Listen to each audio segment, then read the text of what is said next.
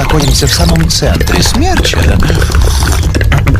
из которого никто никогда живым не выбирался, спасибо, то со всей определенностью можно констатировать, что мы находимся по дороге в мир иной. То есть как это?